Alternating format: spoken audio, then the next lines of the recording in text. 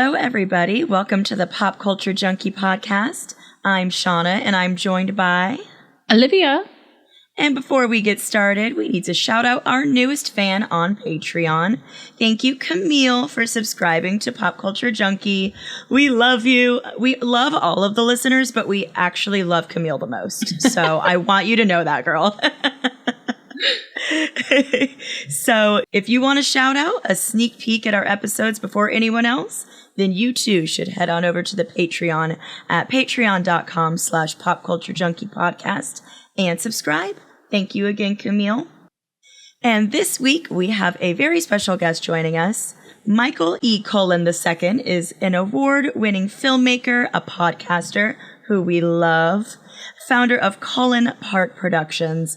Michael has directed films like the horror comedy Pi Day Die Day. That sounds amazing. The Christmas horror film Shelved, and co-produced films like A Night of the Living Dead, The Final Act, and New Blood Awakening. Michael co-hosts the podcast All Too Real 2, a look at the wild and wacky realm of pop culture. Welcome to the show, Michael. Thank you. Thanks for having me. Yeah, absolutely. That was quite the introduction, and I want to know more about Pi Day Die Day immediately.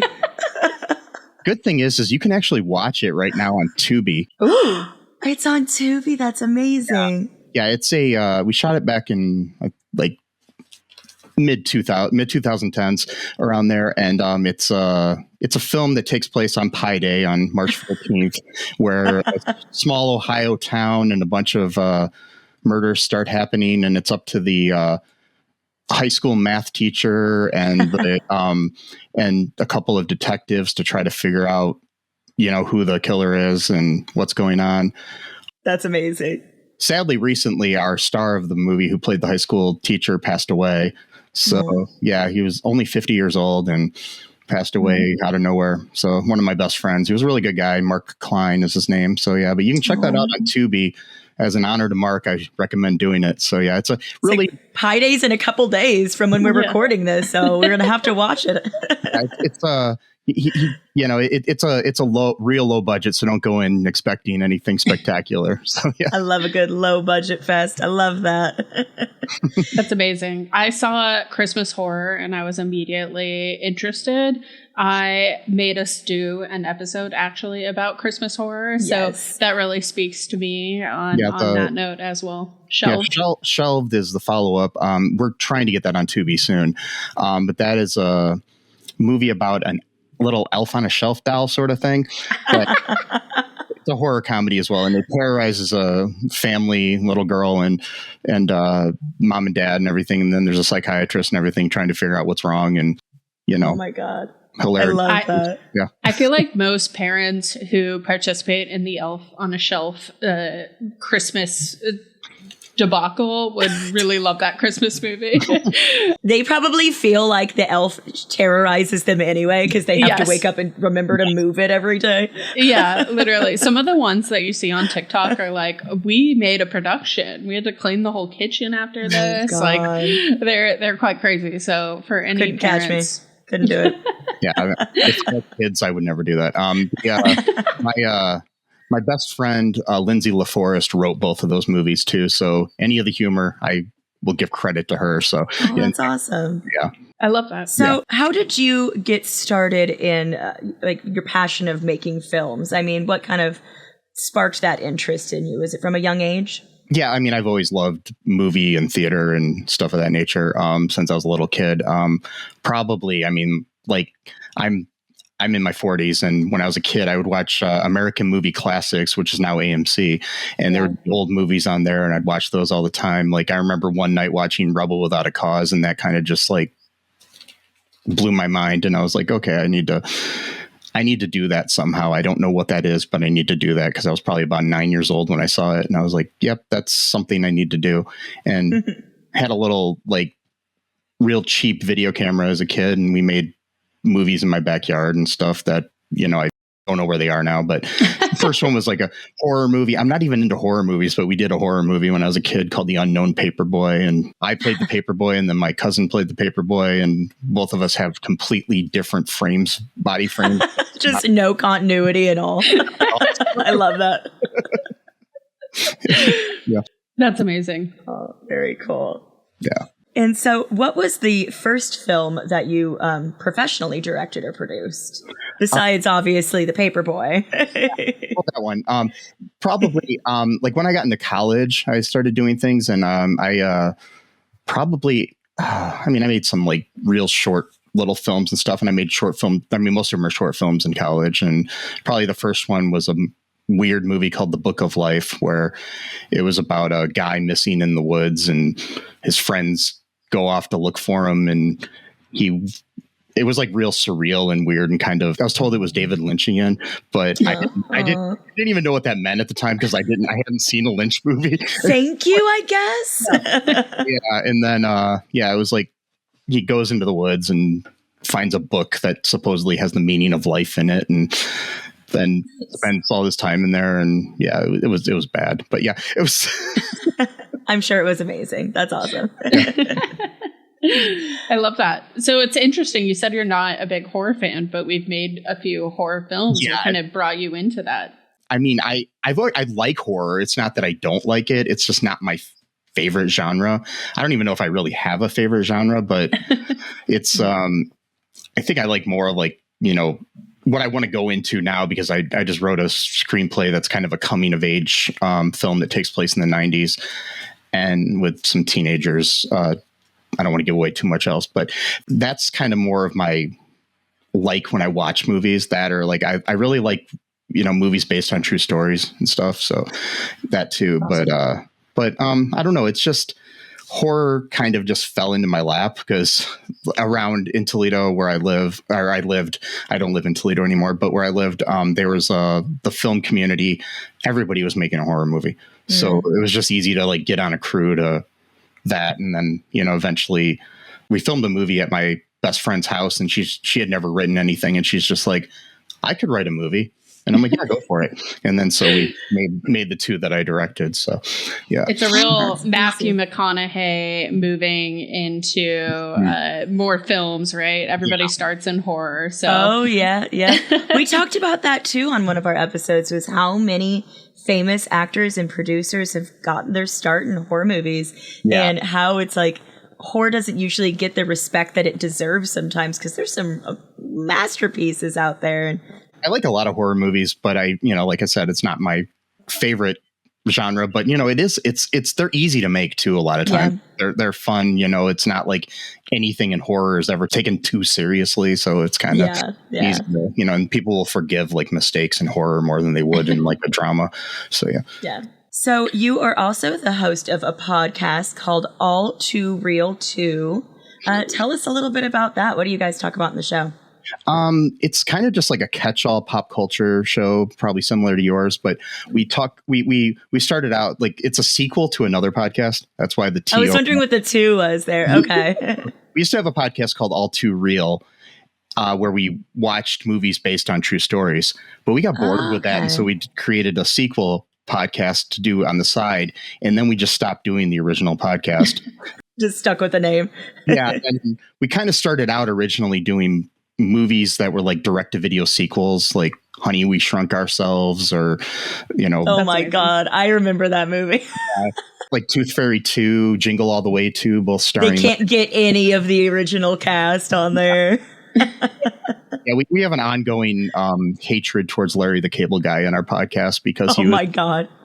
So, yeah, or Dan Whitney Daniel Whitney is his real name, but but my co-host, his name's Matthew Haas. He goes by Sesame and Carta on our podcast, though, because he just is him.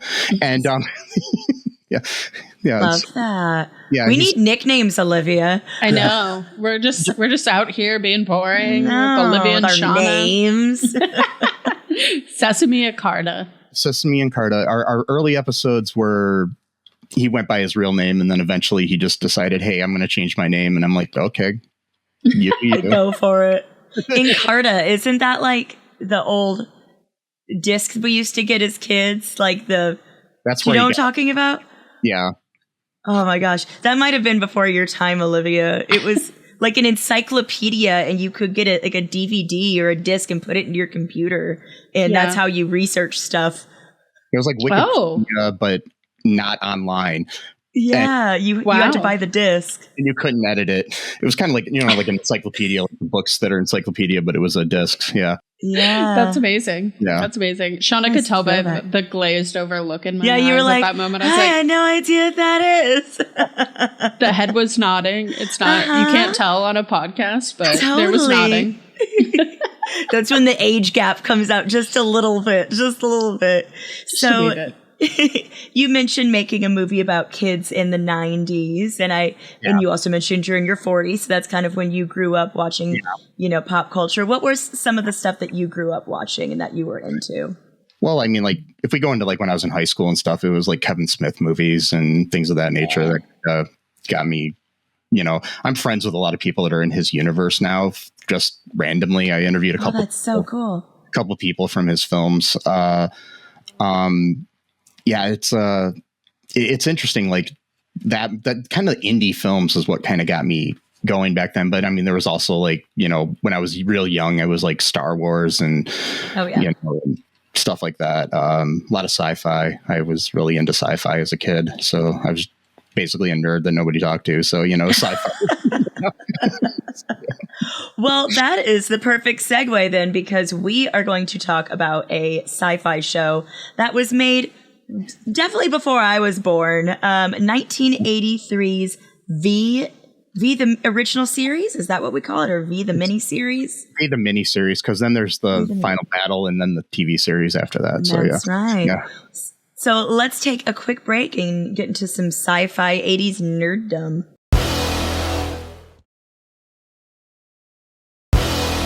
Welcome back. So as we mentioned, Michael is joining us today to talk about V, a 1983 NBC television miniseries about an invasion of seemingly friendly aliens here on Earth. The two-part miniseries was the second most popular program the week it was released, and was followed by a sequel, like Michael mentioned, called V, the Final Battle, which came out a year later in 1984. So now that I watched V, the miniseries, really want to watch the Final Battle. Yeah. I loved it. I did too. I hadn't seen it in decades. But yeah, so you watched it like all the way through before? This was your like second viewing then? Yeah, probably. I mean, I think so. Okay, with my age, and I'm 47, so when it came out, I was probably about 5 or 6. Yeah, so you were a kid. Vaguely remember my parents watching it and freaking out when like you could see the aliens being revealed and stuff like that. Yeah, I had nightmares for the longest time after that. But yeah. They're creepy. They're creepy as hell. It is really interesting to see how that like piece of media really kind of comes into popular day today. Like when I was watching it, I was like, oh, is this where lizard people started? Like amongst like the lizard people are among us, like that kind of seed and kernel within conspiracy theories. Like, did it originate here? Was that an original idea within the show? That was something in like the Los Angeles sewer system. I don't remember it. I feel like I learned the backstory of that at one point. I don't remember what it was. There is a conspiracy theory that is like really popular by a British former sportscaster and soccer player named David Icke about people usually higher up in society, like the Queen or the presidents, all lizard people wearing fake faces and stuff like that. But yes. But I guess the conspiracy theory actually dates back to like about the 1700s originally. So. Yeah, wow. But I don't know the whole history of it, but I was reading a little bit on it the other day. So, yeah. I still feel like it's a thing. Like, I remember even when Hillary Clinton was running for president, people accusing her of being a lizard person. Just so stupid.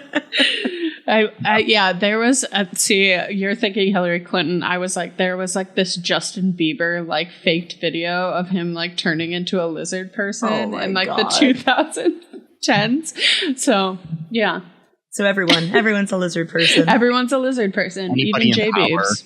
Anybody in power, except for Donald Trump or something. But yeah. Yeah. Oh yeah, no, he's perfect. He could never possibly be a lizard person. Never lizard. No.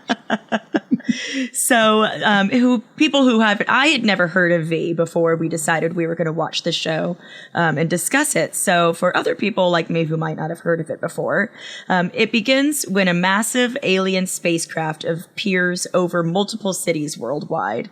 The aliens, called visitors, or that's what people kind of colloquially start calling them, look human, but wear sunglasses and speak with kind of a weird tenor vocal effect in their throats. They are led by their Supreme Commander Diana, who is hot as hell. Oh my God. Yeah, beautiful. What a fox. Even eating that guinea pig, I was like, I'd let you eat me. You know. You can eat my guinea pig any day, Diana. Listen. Sorry, Michael. Oh, no, you're fine. This is us. This is us.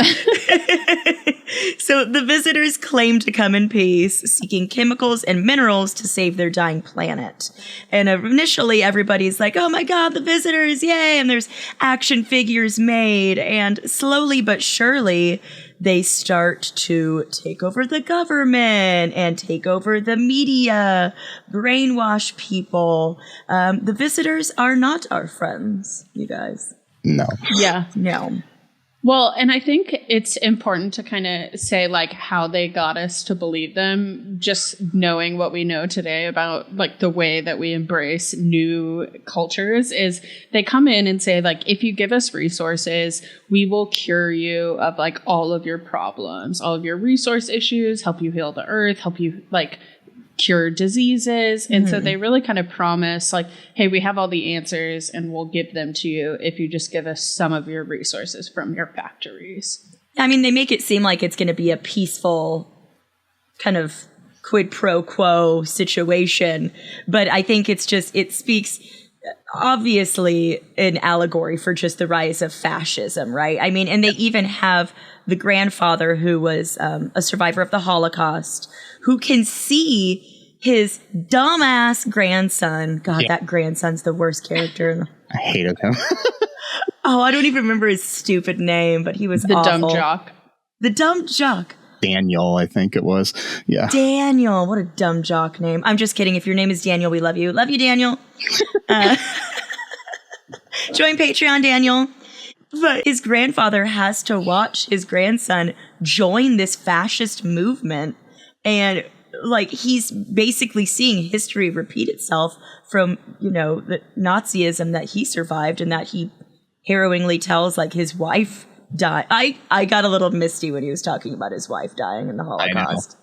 And I mean, it's basically like he was part of the like visitor youth, which is like the Hitler youth. Exactly. Yeah. So yeah, and I mean, even their symbol looks quite a bit like a swastika.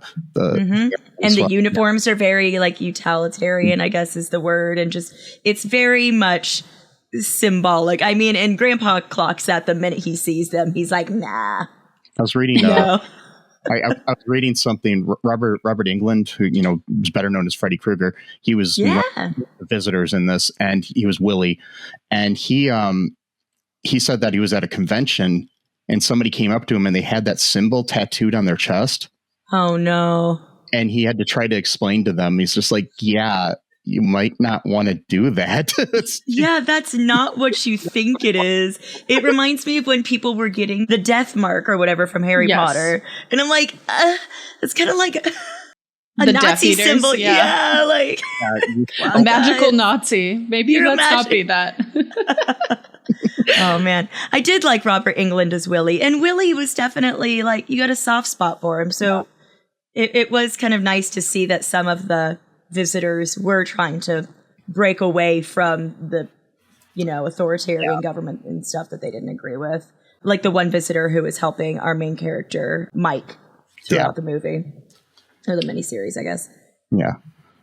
It was really interesting to see how they kind of, I was just analyzing like the 1980s character tropes within the humans as well. And I think that one of the things they really had was like the career woman who was just like so self-serving and like is only looking to move herself forward versus like the angelical like mom who just wants to save everyone. I thought that juxtaposition, whereas now, like if they adapted it, and I know they did in the 2000s, like would that be such a, you know, clear like self-serving businesswoman trope, like with the reporter?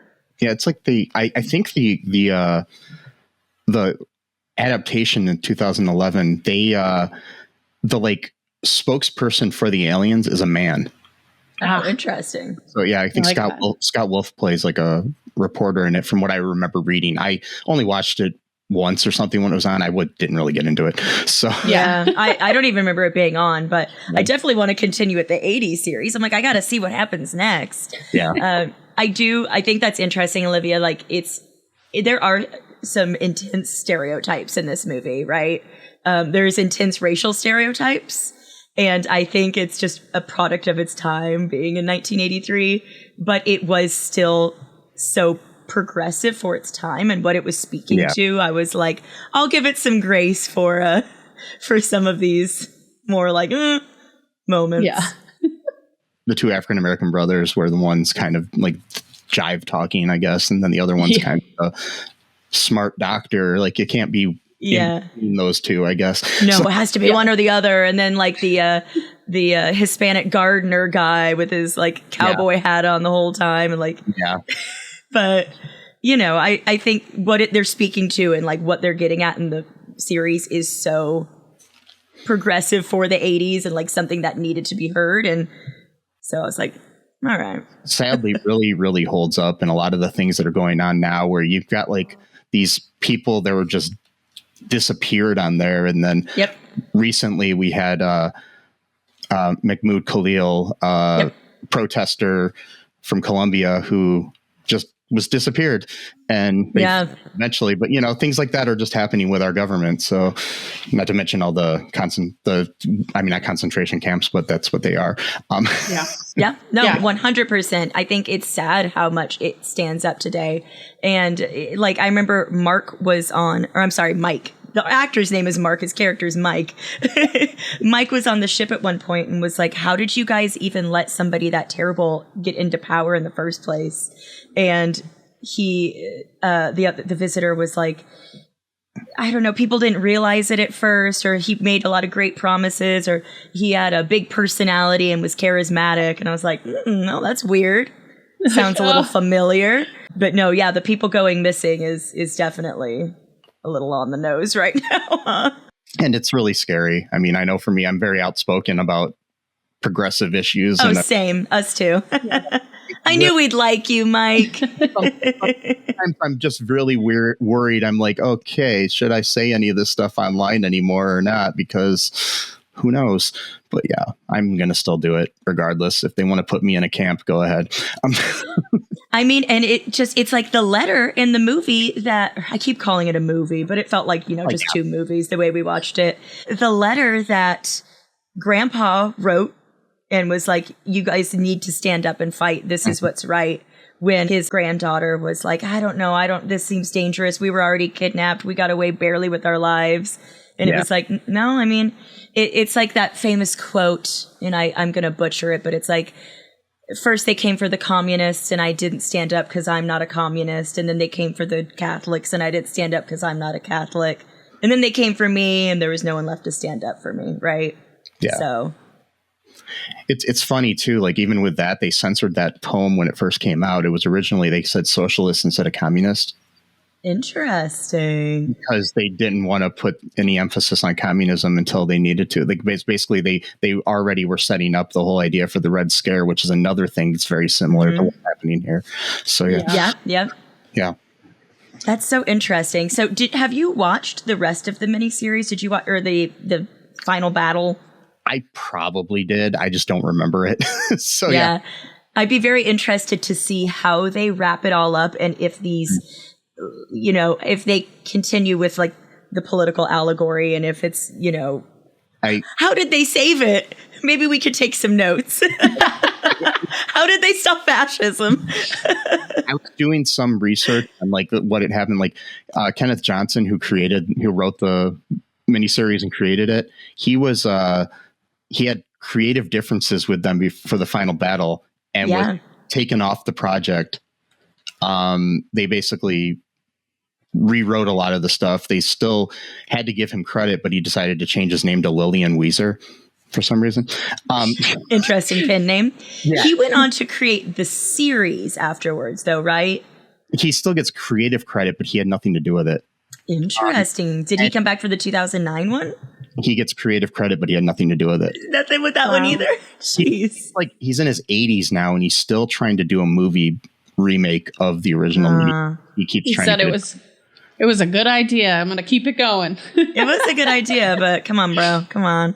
I know there were some comic books as well, but I didn't get a chance to peek at those. From what I understand, the TV series kind of just was real lower budget. And it was turned into kind of like they said Dynasty with aliens. Like it was like a nighttime soap opera, but with aliens. Oh God. Yeah. I definitely see that. got that. Yeah. Like between the love interests and the main guy in it, where he's just like this Casanova who's like he was so videoing handsome, wars. Though. He's making everyone fall in love with him. And yeah, I think that one of the most interesting things about this show and how prophetic it was them really just straight going for the scientists. And of course, we all lived through 2020. We've seen that. We've seen it continue into other things, but it wasn't necessarily people that could physically overthrow them or physically fight them, but mentally would ask questions. And it really just kind of like spoke to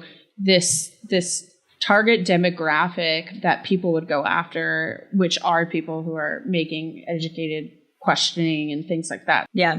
Anybody willing to stand up and like fight back and actually question the things that they see around them, for sure. It's like right now where they're trying to dismantle the Department of Education, and we've still got the thing where everybody just somehow thinks that Dr. Fauci was an evil person. Right?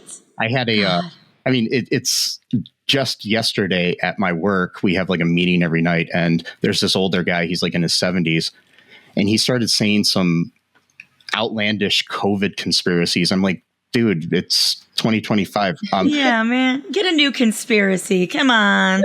Maybe don't though, because I don't want to see what they come up with next. This guy has all these alt-right, conspiracies. Pizzagate bullshit. Yeah. But he scared me because I corrected him, and he was yelling at me like. I literally felt like a little kid all of a sudden. I was just I hate that feeling. I hate that. He got the crazy eyes going. Yeah, my boss had to like calm him down because he was just going off like crazy. Yeah. And that's the type of thing where people get so baked into their conspiracies that they're confronted with the truth and don't know how to handle it. Right. And it's like, and then we get it's very rare as an adult that you get yelled at like that, right? Yeah. So that's why you're like, oh God, and you start to feel like a kid again. But then you have to be like, wait a minute, I'm right. Yeah. Wait a minute. I was like, this guy's the dumbass. And he's like yelling at me, and I'm like, my parents never even yelled at me like this. Yeah. It's like when the truth is right in front of you. It reminds me of that movie, Don't Look Up, that came out. Oh, yeah. 2 years ago. And God, that was the most fucking frustrating movie I've seen in so long, because the truth is literally just right there if you raise your head and look at it. But that was such a conversation of just, the MAGA movement too, that it's just like, it's right there, guys. Yeah, come on. You can, my father, who is in his late 70s, he's very much a Trump supporter. And Me too. I will tell him something, and I'll show him facts, and he's like, are you sure that wasn't like AI or something? And I'm like, you don't even understand how AI works. But then when they see something that is AI, like a picture of Jesus surrounded by like ducks and Scarlett Johansson, they're like, oh, hashtag blessed. Definitely. Amen. No. Comment amen for blessings. Yeah. So, yeah. Jesus is just there hanging out with an Avenger. Yeah. Yeah. Hashtag blessings. Oh my God. That viral video a couple years ago where she's like, Mom, they found Jesus. He came back. And the mom's like, show me the video. I want to see it. Show it to me, Rachel. Yeah. She starts weeping. Oh my God. Sometimes I regret the day we taught parents how to access Facebook and Instagram. How to internet. How to internet. Like, would we have been better off? Would this have ever happened? It's like that butterfly effect of, if we just didn't give them the information, like, would this have ever happened? But, you know. Yeah. It was like a year ago that my dad found out that there was more to the internet than Facebook. Oh gosh. I can actually look up facts on here. What? Yeah. He's like, he just thought that the internet was Facebook, and I'm just like, that's adorable. You sweet summer child. Goodness. It can be used for good. It can be used for evil. It's like honestly, anything, because there's been so many ways that I've organized over Facebook for progressive movements and causes, and for abortion rights over the summer, and then it can be used to spread some fascism and some visitor style propaganda. Yeah. And this movie, that's what's sad. This miniseries or movie or whatever you want to call it, it's very poignant. And I actually think people should watch it. I wish it was more totally agree. Available. I mean, it's on Plex or something. That's where I found it. But Plexy, me too. Yeah. Something Plex stupid. And Prime Video, I think. Oh, Plex and Prime. Okay. Well, I think I'm Prime, you have to pay for it. Oh, I'm pretty sure. Plex. But yeah, so, Plex it up. Yeah. Yeah. Well, I definitely recommend it to anybody who, I don't know, anybody who's a fan of sci-fi, or who just, anything that you've listened to us say and you go, okay, yeah, that sounds like something that I would be interested in, want to support too. Check out V, 1983. Watch a lady swallow a guinea pig whole. It's hot. It's hot. It's worth that. That's it. No, just watch that. Honestly, like Diana, just so beautiful. Can't my God. It. So Dude, evil, but so beautiful. So evil and so beautiful. Yeah. Yes. Sometimes they go hand in hand, you know? Yes. Yeah.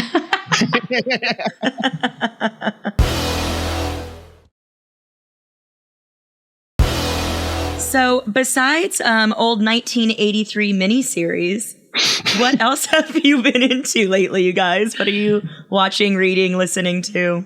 Yeah, so on the note of anti-science, I actually have been watching this new Netflix TV show. It's called Apple Cider Vinegar. It's also, I heard of that.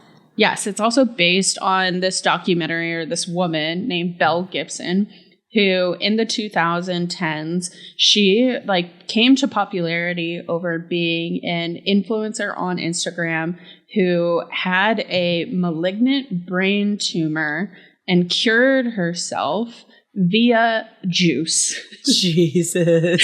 And so she built this huge brand. Olivia cured herself in quotes, by the way, for anyone just listening. Yeah. Heavy finger cured quotes. Herself. Yes. And so she really blew up. She had an app called The Whole Pantry, and really was one of these original wellness health gurus who built a brand around it and then created a productized service. Yeah. She was very, very well known. She was an Australian influencer. And ultimately, it came out that she lied about having cancer the entire time. I'm shocked. Right, exactly. And so the documentary kind of tells the story of how she did it, how she was found out and all this stuff. And then Apple Cider Vinegar is based on that. Netflix made it, and it's a dramatized version of that story. I'm only a few episodes in so far, but it's really, really good. I like the way that they do it. They kind of break the fourth wall and have each of the characters talk to the camera and kind of be Fleabag style, I would say. And it's really, really good. And so I would definitely pop that. And then Netflix is just putting out some crazy documentaries right now. Yeah. Did you watch the Gabby Petito one? Yes, I did. I knew you would. I knew you would. That was good. But they actually just came out with this documentary called Chaos, a Manson murder story, I think is what it's called, Manson Murders. And it's based on this book called Chaos by Tom O'Neill. And the book itself alleges that Charles Manson was a part of the MK Ultra study and that he was actually used by the CIA and taught these tactics. And that's ultimately how he gained mind control. I read the book like 4 years ago. The book is amazing. Chaos by Tom O'Neill. And the documentary is based on that book. It's super interesting. It goes into how Charles Manson was connected to Jolly West, or Dr. Jolly West, who's really big in the MK Ultra side. And very, very interesting. If you don't want to read a, 24 or 12-hour book, then you can watch the documentary and it can. Michael Olivia reads like 45 books a month. It's insane. Wow. Hey, I'm on 18 books this year so far. Jeez. So I've been an avid reader, but far more than amazing. Me too. Yeah. I find Manson is interesting too. It's like I know he has connections to Scientology too. So yes. It's very interesting. There's an author, I don't know if it's in Bluesky, but there's an author who wrote Bluesky. I can't remember his name right now, but he makes a big argument that he wasn't a part of MK Ultra. He was actually a part of Scientology, which I've never heard that conspiracy before.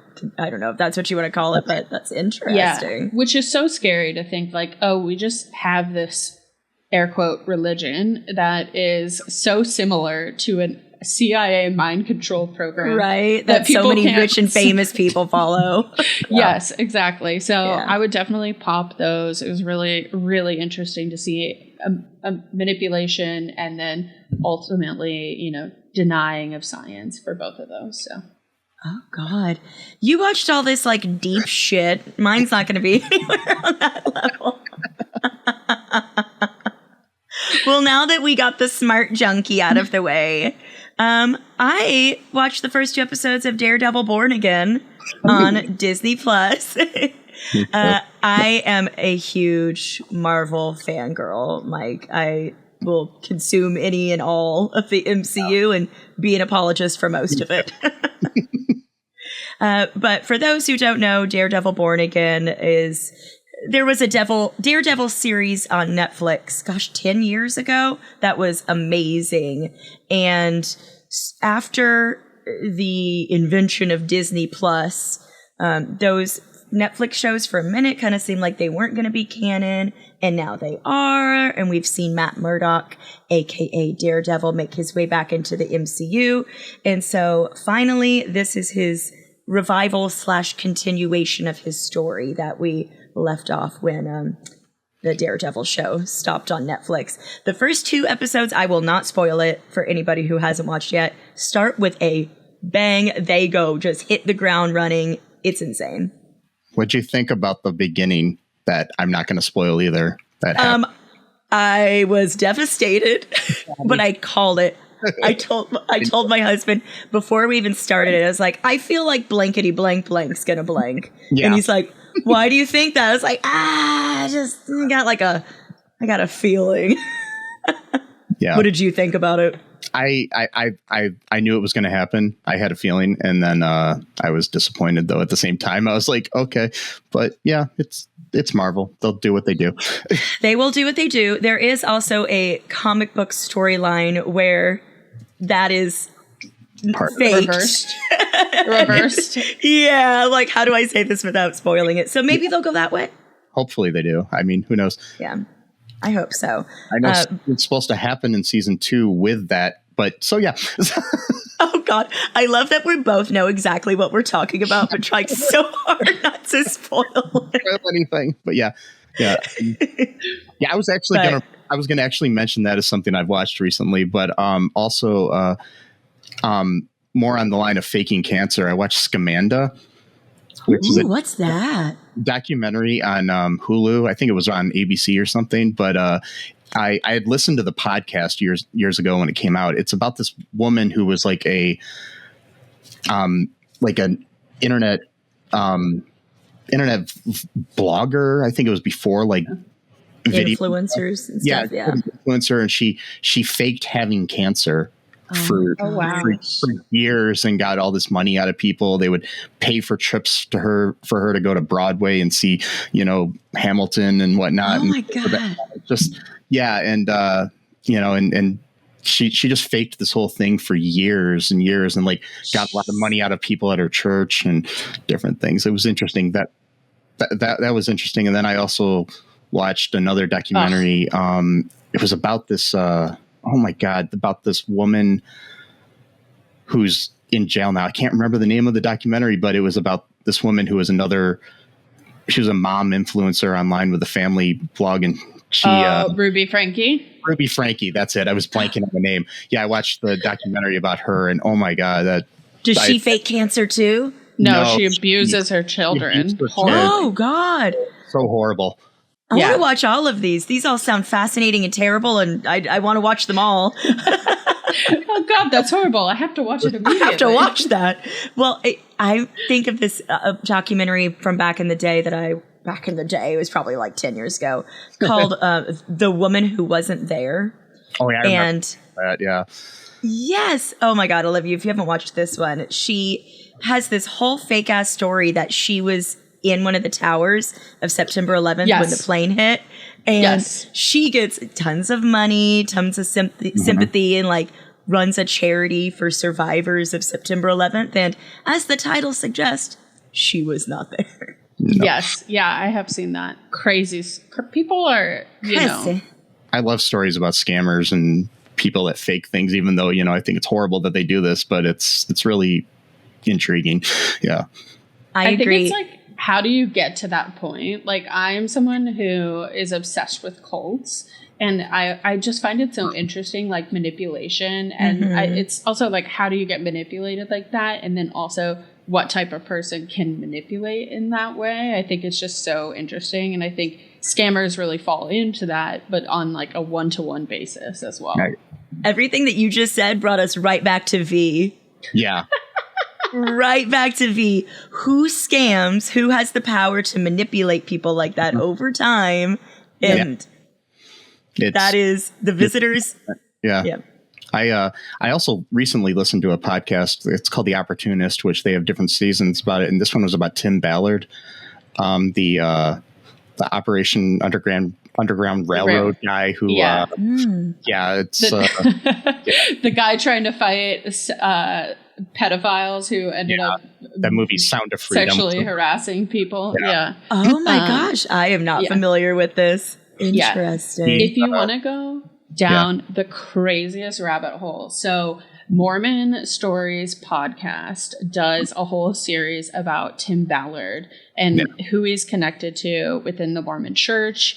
And then he's like 2 or 3 degrees separated from Lori Vallow and Chad Daybell, as well as Jody Hildebrandt, who's the therapist for Ruby Frankie. Like, you see the spider graph of Mormon like influencers and ultimately like doomsday individuals. And it's crazy. Mormon Stories has some really good ones. I'll have to check out The Opportunist, but he's a crazy person. Yeah. My ex-fiance was raised Mormon, and she used to tell me all these crazy stories about just growing up Mormon and it's wild. She was sadly like abused by some people in the church and different things like that. Yeah. So, my dad's or my mom's side of the family was raised Mormon, and so was my dad's family. Yeah. Look at all us.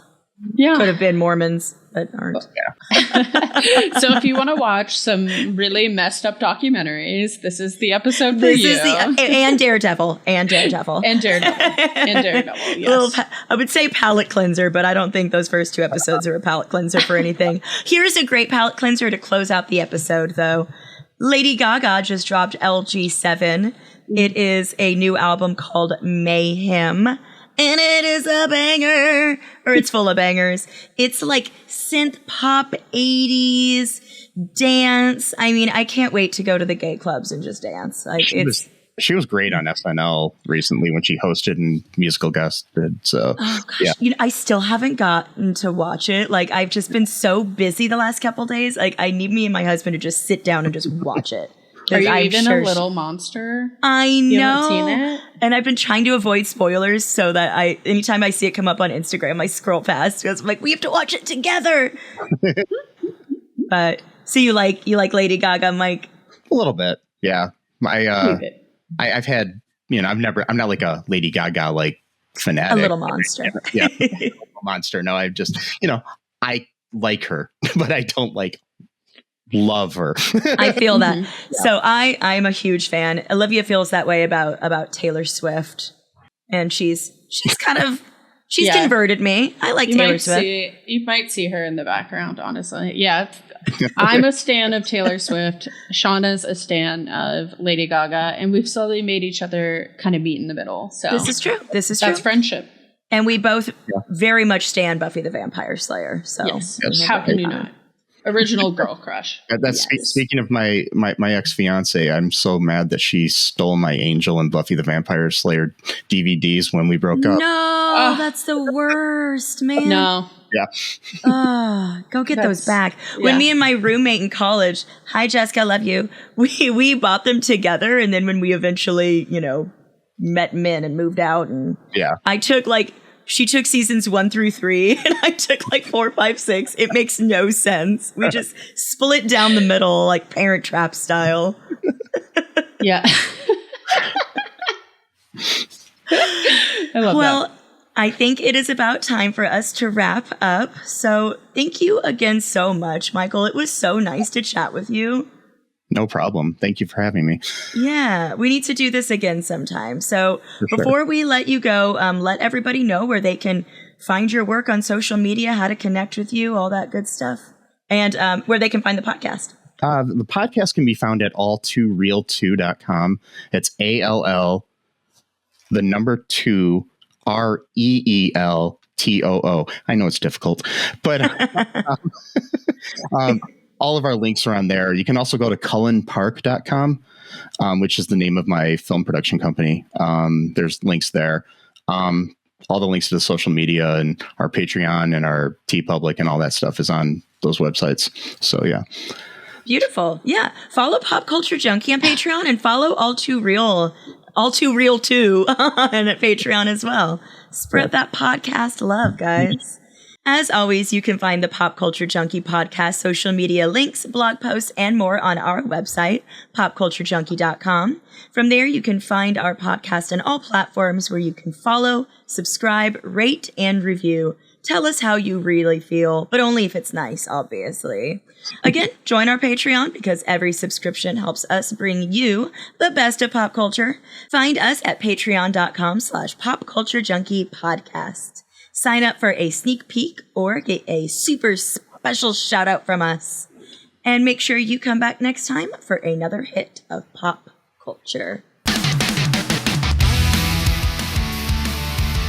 The Pop Culture Junkie podcast is produced by Jeff Markin and Cheryl Lightfoot for the Pop Culture Entertainment Network. So